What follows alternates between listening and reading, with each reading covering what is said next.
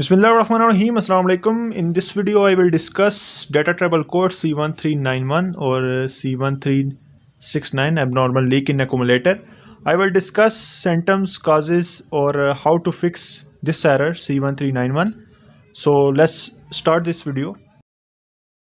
First of all, we learn the circuit description from this code. The DTC is short if the brake fluid, internal or other leak is detected due to improper sealing in the actuator. Internal leakage is suspected if the pump motor operates frequently without braking. DTC detecting condition accumulation performance is deteriorated improper sealing inside the actuator. Gas pressure drop in the side the accumulator. Leak inside each pressure boosting valve. Possible causes from this code: fluid leakage, faulty brake actuator assembly harness is open or short, or brake actuator assembly circuit poor electrical connections.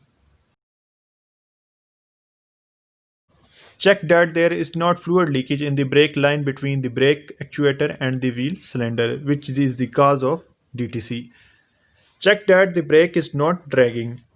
Okay, there is not fluid leakage or dragging. Replace applicable part.